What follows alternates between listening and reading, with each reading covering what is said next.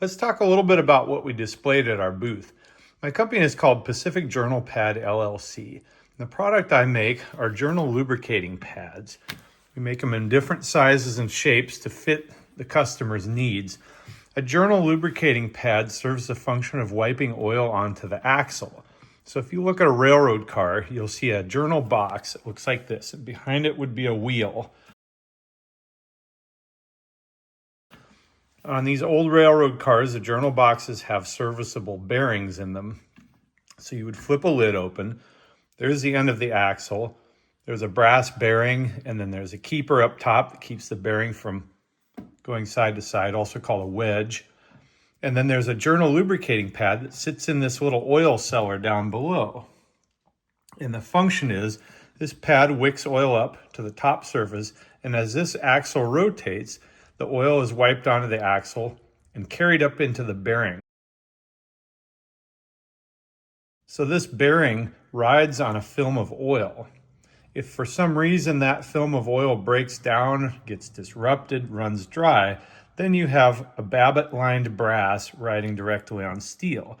The temperature goes way up quickly and it begins to smolder and smoke and get really hot, and that's where the term hot box comes from. In the old days, the conductor would be looking down the train this direction, and they would see smoke coming out from under the car near this lid. And that would indicate a hot box, and they would signal the engineer, usually with a brake valve, to stop the train and address the issue. Oftentimes, they'd use something like Kulaks or some kind of a grease stick that they could feed into here and get the temperature down and let it equalize a little bit. And if they had to, they could put a new brass in and a new pad and be on their way.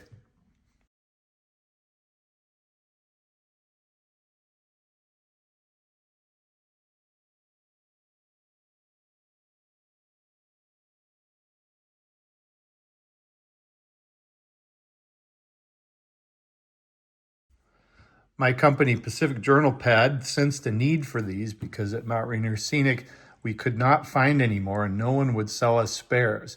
So my wife and I made the first one out of car wash mitts. It looked very much like this, but we were buying a finished product, disassembling it with thread picking tools, and then reassembling it to another finished product. And that makes it really expensive to resell. It just didn't make sense for our customers to pay that premium. So we learned how to do our own fabric right here in our basement, and this is what resulted. It's a loop-tufted fabric, 100% undyed natural cotton, which has the best surface chemistry for wicking, short of undyed wool. But wool was about 8 times more expensive, and we didn't think a customer would want to pay $400 for a journal lubricate pad. Our pads have a polyurethane foam core that holds up well in an oil environment, and depending on the request, we'll sew a loop here so you can pull it out with a packing hook.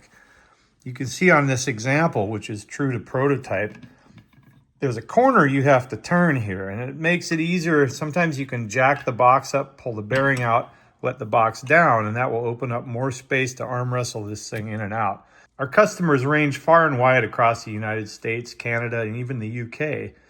These include short line and class 1 railroads, excursion railroads, amusement parks, and even industrial plants like coking facilities.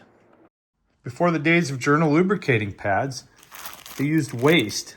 Anything like cotton, wool, any other absorbent fiber could be packed in here in twisted skeins, and that would serve the same purpose as a pad. However, the difference is waste tends to migrate. As careful as you might put it in there, the lateral motion and this collar tend to cause it to migrate to the outside. And so you have to stuff it back in there periodically.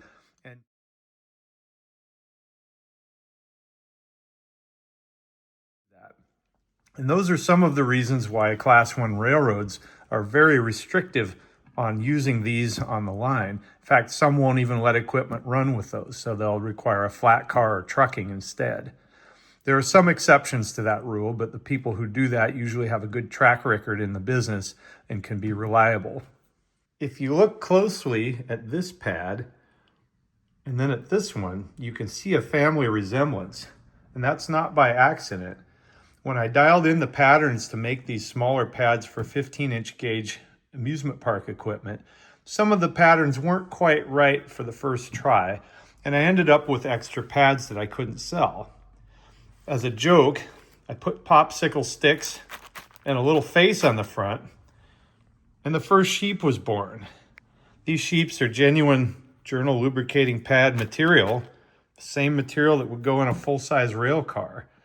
And I enjoy making them and being creative with the different sizes and shapes. Now we've expanded to llamas, goats, woolly mammoths, even the occasional centipede.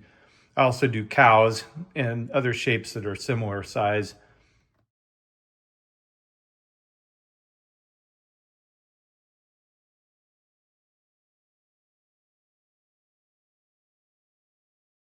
When a customer has a request, we'll ask them for specific dimensions of this space. We want to know the height from the bottom of the box to the axle, the width, and then the length along the bearing. Those things all tell us what we need to know about the shape we have to fill to get the proper pressure. Too much pressure from the pad against this axle causes it to wipe right back off, and too little risks losing contact with your lubricating surface. So there's a sweet spot there of about 1/2 inch of compression. And we can get all that information from the customer and build a pad that's sized specifically for that need. We also do steam locomotive sellers, which are removable, usually held in by pins or screws. And those can be done to accommodate various bumps in the castings or lubricator lines or anything else that are needed. A lot of the people that attend Train Mountain are also involved with full-size steam locomotives and vintage rail cars. So that's a good opportunity to network and connect with people who might need this product. And that's why we set up the vendor booth there. So if you're into this kind of thing, or you have full-size equipment that needs these kind of pads, or maybe you just want a piece of the action with a genuine journal pad sheep, go to my website. I'll put the link up in the description, and you can check out what we have to offer.